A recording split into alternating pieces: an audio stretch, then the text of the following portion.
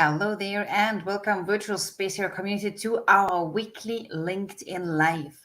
And thank you so much for all your comments and reshares ahead of this event, because today we're going to discuss a super important topic for our virtual organizations, and that is about how to organize a virtual event for your global organization. And we all know since 2020, we have gone through several virtual events. We have gone through hybrid by today already, but organizing at a global scale a virtual event is something still pretty new for many organizations. And I'm more than happy that today I'm able to welcome one of the two leading experts about open space and virtual put together here on our LinkedIn live stage. And with no further ado, welcome to Lina and April Jefferson. Hi, Lina. Hi, April. Hello. Thank you for Hi, having us. good to be here. Thank you. It's so great to have you. And we have you right before, and I just checked again, right before the super early ticket bird ends for your virtual event, right? Yes, that is true.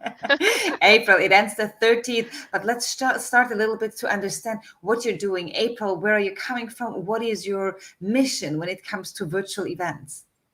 So, my personal mission when it comes to virtual events is this is similar to in person. You want to you're hosting, you're creating a space for people to be welcome, comfortable, can connect, can engage, and what Lena and I have done to create amazing spaces that where people feel at home and can really connect and grow and build community is we use somewhat design thinking where we're empathizing and we not only I like to say that I'm thinking about when it's like why are we gathering, what is at top of mind for these souls who are coming into these spaces, um, thinking about what are they hearing, what are they seeing, what are they thinking, what are they feeling, what are they doing, and that helps us come up with a theme to why we gather, and then most importantly, um, we think about when they walk away. What are they thinking? What are they saying? What are they doing? What are they feeling? What are they thinking? And we curate spaces for that. You want to share more? Lena, let So, us know what you think about that. Yeah, what is your yes, so mission? April and I worked together for 3 years now, I think. Yeah. And probably what you can hear with some of the things that April is sharing here is that things are creating spaces, curating that space, but also very flowing kind of format. So both of us are very passionate about open space. And for those of you who do not know what open space is, it's a what's also sometimes called a non-conference. So the people who are gathering are defining the agenda, shaping the agenda, picking what topics they want to host, what topics they want to be part of in the container of open space. April and I met at an open space where she threw out the idea that what about doing a global event where you April threw out the idea, how about doing an event, an open space that was going for 24 hours, and then I threw in, well, then we should make it global because then it goes all time zones of the world. And that's what was the first kind of spark of an idea to create what now is the third iteration of Future of Work 24 Hours. And what we're passionate about there is what April just said, holding that container of creating and curating an online space where people can express their thoughts, can share opinions, build on each other's ideas, and walk away with actions and momentum to continue outside of the virtual conversation. Yeah. Action was a huge part of it. Getting Mm. away as because when we imagine who was there, we are like multiple communities who were seeking the future of work. And who was that? And we kept thinking like, oh, yes them, yes them, yes them, yes them, yes them, and to have this gathering of communities. And when we did that, people said, "Wow, this hasn't happened. We don't integrate. We don't talk together," and and it was magical to and people. Even after the event, that action happened, conversations continued for Mm, months afterwards mm. with people, strangers, and they became strangers no more. They became family.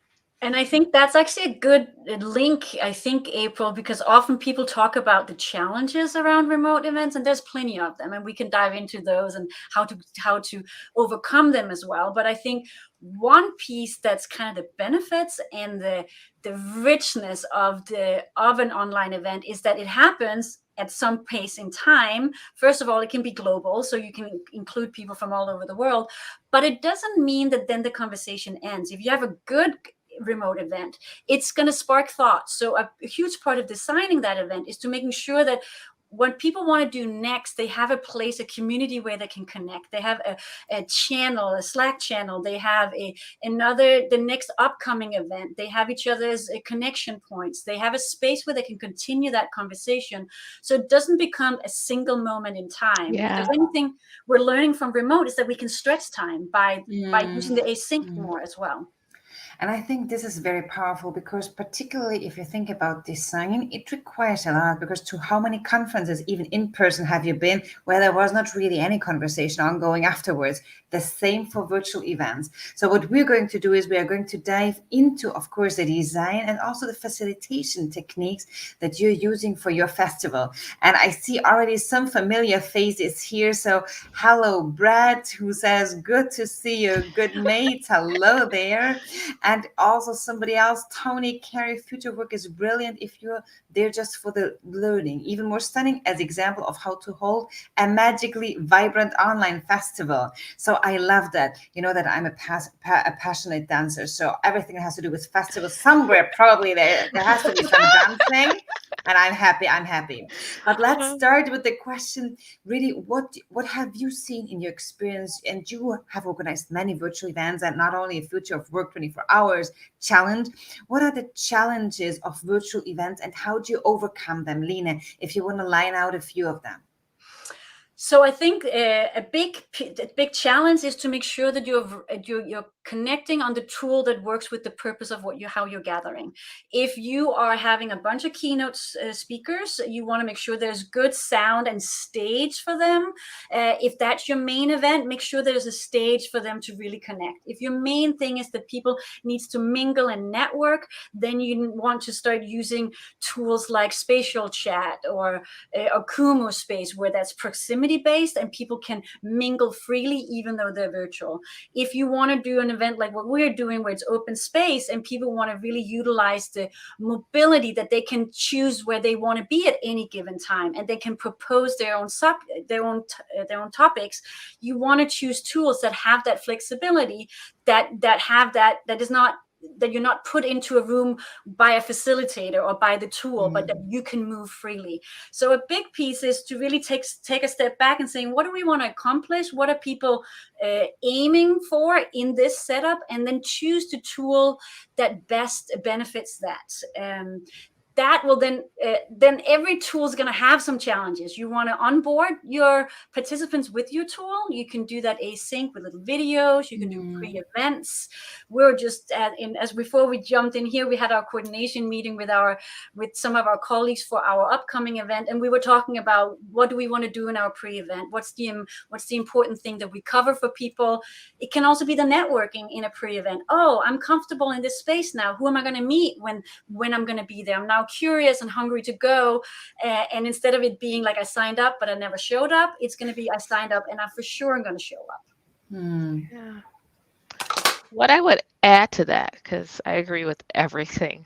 Lena was articulating the first thing that I was going to come out of my mouth, she said. But to add to that, what else is the people that you have supporting it. There's something that we've learned. It's a role that has showed up in online events is a producer. Trying to do everything on your own is not ideal. You can have more technical hips-ups, fumbling, and other different things. So, like, who's at play there? Who can help you? And the bigger the event, the more people you may want to think, how else could they add value? What other things, insights you want to have? And and as Lena said, tooling does matter. And as you do larger events like this global event, when we started off first year, we used different tooling to help support us in the conversations. We use a lot of Google tools. We don't use that anymore is because it's gotten so big, is because concurrent users. Google allowed for, Mm, at the time, like 50 concurrent users at one time. And when you get into the hundreds, we had to use other tools like Miro, for example, because we don't know how many people are going to show up, how mm, big it is, how many people will be in the space uh, at a time. And the other thing, different thing is you knowing the tools and how to navigate those simple things, being able to demonstrate, creating space for people to get familiar with the new space um, matters. And that's one of the things that we try to do is encourage that as best as possible. mm, And even when you're dealing with tools for them to like practice by doing something simple so they can be familiar. And I would also say was looking at one of the things I've learned is just to iteratively introduce people to tooling, not all up front. It's too much, it's overwhelming. Give them information as they need it for it to be smooth. Yeah. And actually, April, as you're talking about those roles, right? Like, because often we know that someone has to hold the space and be facilitators, which is typically what you and I are doing, right? But then the producer, some things we found that came out of our first event was that we also have some people that got graphic recorders. That's part of capturing mm, what's in the space, and it becomes like a sense making tool, but it also comes a way of captured what happened during this rich conversation. And it's a recording instead of a physical recording. Like here's like push play and listen to everything that was said. mm, It's more capturing of the highlights. So that visual representation can be a great tool to overcome some of the technical challenges and also get people more engaged. We've also been in our event playing around with using scribes and also translation tools, mm, either translations in if you're having keynotes that, and then you can have a translator that's running translating what's being said. When you have conversations, you can use other tools. And April, maybe you want to, because you've been playing more around the tool that we're using, because it's a really cool kind of Yeah. walkie talkie tool. Yeah. And one of the things for global events, and as we're trying to open the world and have more global conversations, we have challenged ourselves, as when Lena said, our next iteration, because really it's the iteration. Even though it's like first event awesome, it's like, what else can we do? How else can we stretch what's possible? We're always stretching possibility, and how can we be more inclusive and create space for more people, for whatever their abilities are. And things that we're doing this year is like, hey, you know what? Let's make sure that we always have closed captioning on. As when someone reached out who registers, like, hey, will you be supporting people like they're deaf, so they can engage? I'm like, I just simply said yes, and just said I'm making a commitment that we will make this work right for them, and to saying like, oh yes, and there's other people. English is not everyone's first language. They can use it. I remember when I needed to uh, use captions when I'm in another place and I can have understanding of another language. Yes, there's multiple reasons, and it brings more inclusion and creates other people and opens it for them. We're also looking at translation. Also, because English is not everyone's first language, and we can actually dialogue. We have the technology to have conversations with people. We're using Microsoft Translator for that to truly open and hold a greater space with more voices and having conversations. So those are different things that you can do. You can experiment and try out and see how might I. And for us, testing it out, I was like, I've had amazing conversations using that same type of dialogue, and I believe it's more generative. Yeah. Um, and I think it's more generative is because we listen, because you have to mm, listen. You're reading, you get that thing instead of just responding and not letting someone finish. It sounds amazing. So let me just to understand better. You said you already moved away from Google Tools because were too small for the quantity of people. You're using Miro as a visual platform where you maybe organize your program, you organize the sessions there. And what is your main meeting platform, just to help us understand that? So we enjoy using KikoChat. Do you want to tell more about why, Lina? Yeah, yes. So we use KikoChat because it's like a big umbrella tool, and then you can plug in whatever underlying tools you want. So it's kind of like the big skeleton, and then you design that. April is the one who's actually really made it, who does all the designing on the back end, and then we have producers for each circle because our event goes for 24 hours. We have producers every 4.5 hours who step in and take charge of a circle, right? So we have different circles coming, so we're not all up 24 hours. Well, maybe some of us are, but our participants are not. So we're holding space for a segment of time. So what you can do in KikoChat is that it's that overarching structure, and then we design for each circle how they want it, and then we're plugging in Zoom for the specific conversations with video. We're using Miro board for everyone is adding their notes, but also where they're adding the topics they want to post. When you're doing open space, everyone is in the marketplace and adding to the marketplace how they want to do it. We've also plugged in spatial chat as a networking space that we're plugging into. What am I missing? We have Padlet boards in there on our community board, I think. April, what else have you put in? Because you're the designer, the architect on this. So we can put images. We've done video. We've done game rooms where there's puzzling and other sorts of stuff.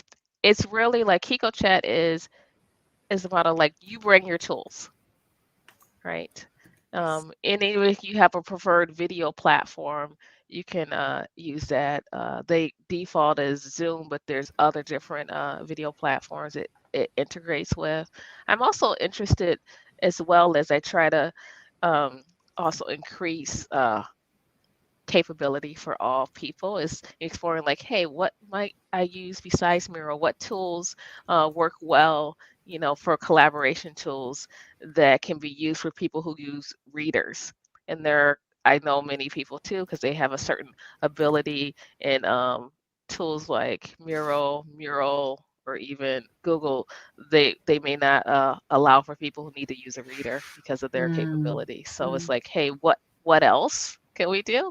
I'm still looking. You have a tool out there. I'll experiment with it to see how might it support us. That sounds amazing, because what I hear is that you're setting a lot of sort of steps, and you're doing a lot of steps to really create an inclusive virtual space for everyone.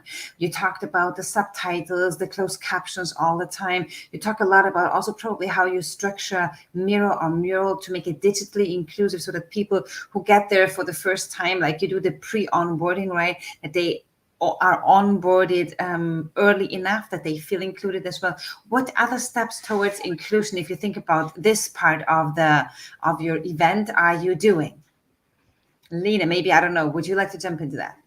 Yes, I can. So we're we have the pre-event, as we talked about before, but we're also doing a little video, first walking through. You got the email. This is how you get in. This is how to navigate this space. And because we have multiple languages, and several of our circles are multi-languages, like our opening circle are using multiple languages, and then our circle B, our second circle, is bilingual. And actually, I think they're debating on making it trilingual. So Spanish and English, maybe Spanish, English, and Portuguese.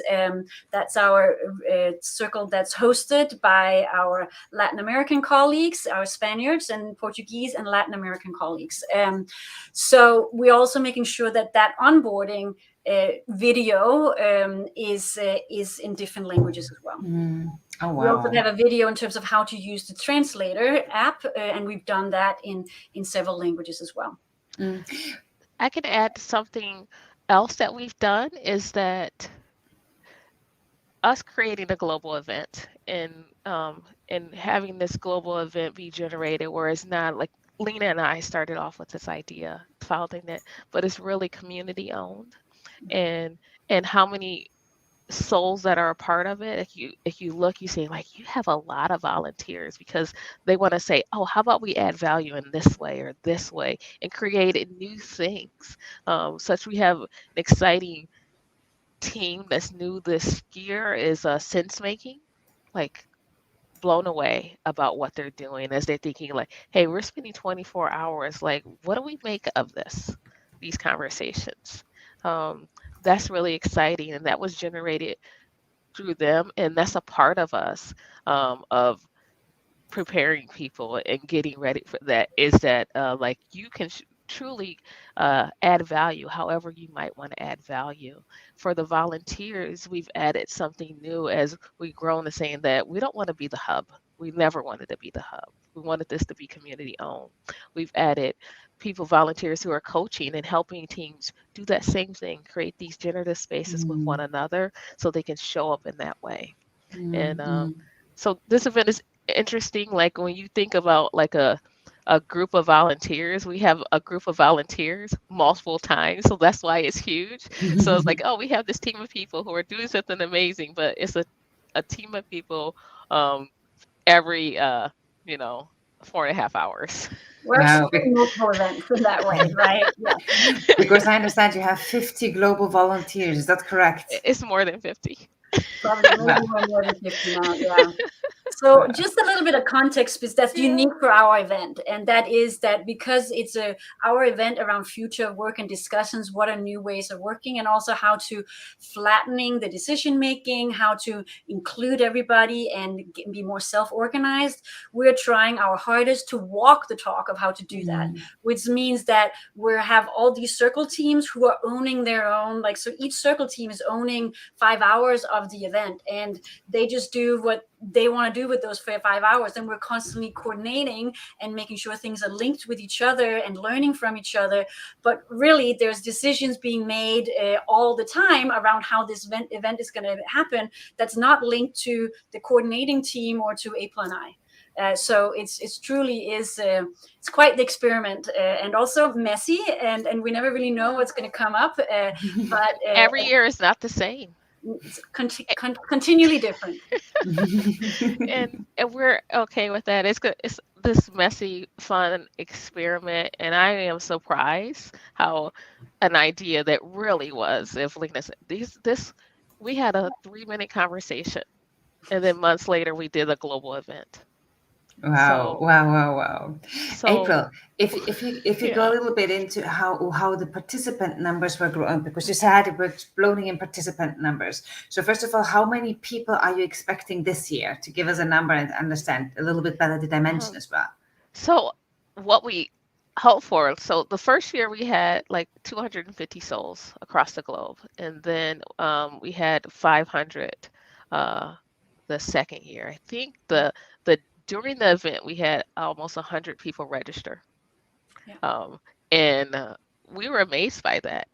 Don't really know what's going to happen this year. We have about a couple hundred people currently registered. We still have a couple of weeks, and it's traditional to open space that in the last uh, week and a half or so, 2 weeks, Yeah. that we see a bump in registration as people's calendars become available and that type of thing. But that's part of the joy of online events and people coming. But one of the amazing things is that our platform Kiko Chat actually gives us real data on who actually shows up, and the amount of people who register and pay for it and come or got a ticket because we have tickets by donation or because it's global. That's something else I'll talk about in a second, is that they give you real data on how many people actually show up. And the registration versus actuals are very close. And that's like unheard of at online events, that almost everyone who registers have showed up at some point and how long they showed up. So Oh, wow. that's been quite wonderful as well. It shows that we're doing something right, and this was something that people desired. That's probably Lina, right? It's the before engagement as well that is working right. If you think about the cycle of how do you engage your participants, you probably do something very specific also before the event already in those upcoming small networking circles or whatever you're doing, so that they also show up during the event, and also the conversation continues flowing afterwards. May I just move on to that question? So we were discussing already what you're doing beforehand, also to digitally onboard and make them feel included in the conversation. What are the facilitation techniques or the design aspects that you consider during the virtual event and also afterwards, so that they feel engaged, so that it's extraordinary or memorable as an event? Well, it's how we hold space. The conversation, it's very it's an open container. That doesn't mean that there is no structure. It just means that there is a looser structure. It also means that what we're coaching a new open space facilitator who's part of this event, and what also older, more experienced open space facilitators are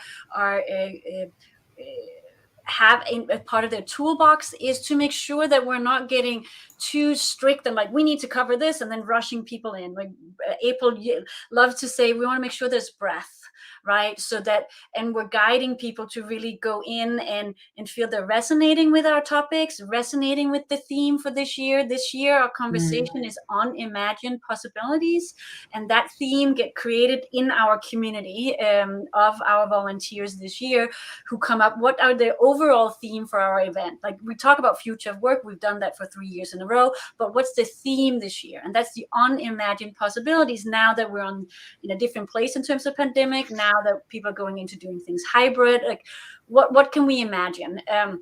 So holding space is to make sure people resonates with that at their own level. So that's like making sure that they can visually capture that in online boards, making sure that they have a chance to connect in smaller groups around that, making sure that it's a safe space for people to pop up.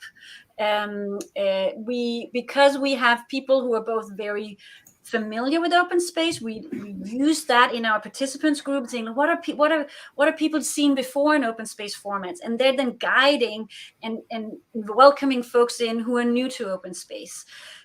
We are very much believers that there is a lot of wisdom in that room, and it's not all anchored within the facilitators. So making sure again that the room is designed so that the space is designed so that people can ask other people those questions, are guided not just by the facilitator but with each other. So it's it might be, it's not that simple of a question, really.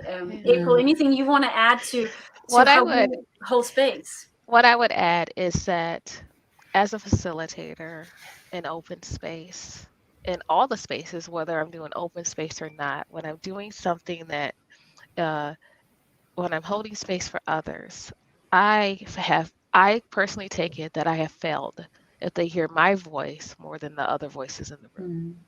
So how might I do that? How do I go from holding this space to them holding space for one another to we're all holding space together? That's the way I articulate it, and and I bring them on a journey so that is true, where their And of voices is paramount in the room, and inviting them in to truly, they're really co-facilitating with us, right? Yeah. I think there's one powerful quote, even though we also discussed it critically. The one who is doing the talking is the one who is doing the learning, right? So even though when we think about introverts, maybe they are not doing the talking, but still they communicate. But anyways, I think this sort of summarizes a little bit the notion of what your role, or how you see your role as a facilitator during the event. Even though my personal experience, and I also held open spaces, only no virtual ones, but only in-presence ones years ago.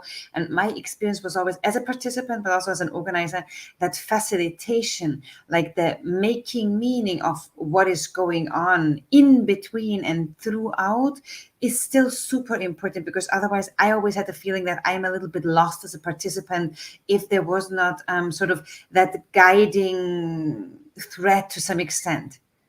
Yeah, we are speaking As you say, as a part of that, we are speaking little wisdoms in there. When because with open space, they're learning to own stuff, to think differently, and we're giving them that gift through those Mm. principles and the law. And someone saying like, "Hey, there isn't this. Like, could you?" There isn't this, and storming in their mind about it, and saying like, "Oh, what do you think you want to do about that?" Allowing them to Mm, own it. Yes. mm, So we're coaching in a Yeah. way as well through different words because people are becoming responsible for their own learning in a new way. mm, Yeah, we're coaching, we're guides. I mean, like, so it just means that we can highlight, oh, I heard this over here. What does that open up for these people? And I think just before, a little while ago, April was also saying one of the experiments we're doing this year and in our particular event is there's a circle who's focusing specifically on sense making. And that means that they are capturing the graphic recording and the notes that happen, because there's tons of stuff that happens with hundreds of people gathering for 24 hours, and how do we even capture what that is? And one of our collaborators who's been with us from the beginnings, he really wanted to explore that and took this experiment on this year and have a group of people who are doing this with her, and they've created a template that can be at all the different conversations that happen. People can then add different notes in, and then when we have all those templates afterwards, they can get linked, and we can see kind of a map of what happened through this whole conversation. mm, Because who is making sense of it all? Is it one person who hierarchically is saying, this is the sense making I am making, and then that becomes the sense making? Or are we creating a good structure so that we can all go in and capture and getting some sense of all that happened, but in an organized way? So as you mm, can hear, we're constantly kind of challenging ourselves and saying, oh, how do we evaluate? How do we make sense? How do we hold the space? How do we organize this so that we're not just doing it the same old? Like, we really are the mm, people at work. So we want to keep stumbling along and learning uh, mm, mm. in this process. Let, let me ask you a question. So, what I understand is, for example, what we did at conferences at some point is we implemented in-presence conferences, we implemented a harvesting wall, right? So, where people, they were like flip charts or whatsoever, it could be on the walls, where people sort of put their learnings. But even in an in-presence conference, or maybe it's even harder in an in-presence conference, because people really go to the coffee chat during the breaks and they really don't care about the harvesting wall at some point. But how do you make people participate in those sort of activities so that they really go there? Is it intrinsically, or do you have some sort of ways how you guide them through the space and the facilitators as well? Well, we definitely don't make anyone do anything. We invite. I knew you were going Uh, to say that. Wording matters, dear God, yeah. Barbara. So, and that's a part of it. Like as people are experiencing the future of work, they don't want to be made to do anything. Uh, it's something that we offer. We have this offering of them, of this template to use, and we invite them to leverage it and share our vision behind it so they can opt in or opt out of it. And this is kind of anchored very much down into the principle of open space, which is like, whoever's there, the right people, whatever happens is the right thing, and whatever that could have happened. So sometimes it's organized. And I think this can be an important one to kind of take on as we're organizing global events, that yes, we want to have a vision for what we're going to have, what we want to create. And that's why we're designing and curating the best possible space to try and hold that container. And then when we invite, and we want to make sure we're inviting the right people to be in that container. But then we also need to be very humble and know that those minds and souls and that experience and that room, whatever happens in that is not our control, and we're not supposed to control that anymore. We can guide it. We can make sure there's things that don't get lost. We can make sure that issues that come up, we want to try and fix them. We want to hold the space so it doesn't, that we're opening it and we're closing it. It's safe, but we cannot dictate what happens in it. And if we made it a great place for harvesting knowledge, people will probably gravitate towards, and they will plant a bunch of stuff in that garden that can be harvested for everyone else. If they really needed to network and have coffee and connect with people, that it was a rich moment that was harvesting between them. It wasn't documented, but it happened, So these are just to kind of use your example, Barbara, right? Like, so this is a little bit of mindset in terms of how we're holding space. And I think maybe even more important when we do it remotely, because one of the things that can happen remote is because it gets so technical focused, we also get very task focused and very linear, like then this happens, then there's a break, and then this happens. So we actually, without being our intention, we end up being more structured and making decisions on people's behalf, and that's not what people want. To be very, very fair, probably that's what I'm doing when I'm thinking about my virtual events, that I'm really super structuring them to make it technically and unexpected, whatever things can happen, the most secure. Yes. So you're telling me, April, you're telling me, let's go, Barbara, Yeah. let's go, be Yeah. relaxed, right? And and Lina knows that I'm like a little bit more loose there. I'll just say a little bit. We're And in the end of the spectrum as well. Barbara, I'm a little bit more. but we balance each other. She like, I truly love her. We're a great balance, and mindful of like where we might need a little bit structure, because I'm thinking structureless, woo! And then she's like, okay, rate it in a little bit more. How can we make it a little loose, but still for people to acclimate, which is really good. And we do experiment live. So if we create something and no one engages in it, it could be for you inspect and adapt. It's like, oh, why didn't that happen, right? Um, maybe it's not the time for that, right? Maybe it's how we invite it. Maybe it was just a bad idea. No, there was no interest, right? Maybe it was all about self. It's this kind of same thing in open space. If people offer a topic because it's a agendaless meeting, and you say, I want to hold a conversation on something, and it's only you that show up, or maybe one other person, whoever's there are the right people, right? That's a good point. And I think this is also super nice to close it with. So the principles of open space in general, to not forget them in the virtual world, is whoever is coming, whatever is being discussed, whatever are the outcomes, is the right thing, or is what should have happened, right? Should I add something there, Lina?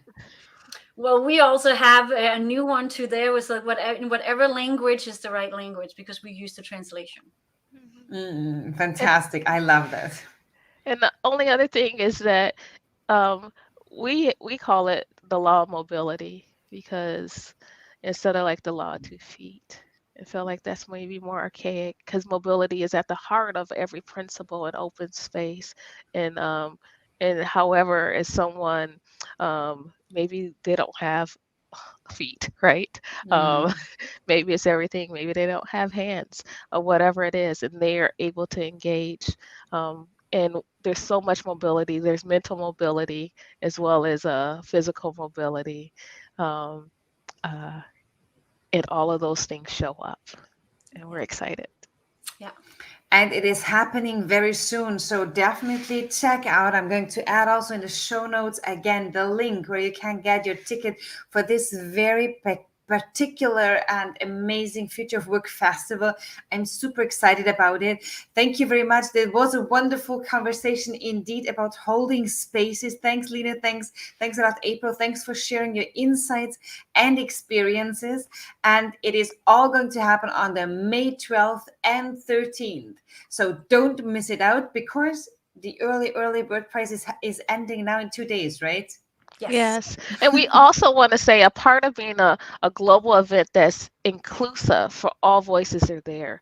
We have a price, but we also have tickets that are by donation, to pay what you can, because we understand that $50 is not the same in every country, in every area. So if you need to pay $1 or zero because of your financial situation or where you are in the world, you are welcome. We invite your learning and we love to see you there. So we have sponsors, and the people who come, they donate and sponsor so you can come and be a part of it without anyone knowing. People have no idea what you paid to come in. We've Mhm. created this inclusive space for a reason. So we would love to see you. And it's fantastic and inclusive space to participate in the discussions about the future of work. Lina and April, it was a tremendous pleasure to have you here. I'll check out the early bird, to be fair, and I will be there and see you in the future of work 24/7, I was saying. 24 hours festival, it got 24/7. That would it be, right? Mamma mia. Not a whole week. No. So see you at Future of Work 2022. Thanks a lot, Lena, and thanks a lot, April. Thanks you. Bye bye. Bye-bye. Bye. Thank you so much, Virtual Space Your community, for your comments and also your questions ahead. We gained insights into a really very particular way of facilitating, and I certainly learned a lot during the conversation. So don't forget to check out the event webpage, get your early bird ticket, and I hope to see you the 12th and the 13th of May in one of the sessions in the event of Lina and April.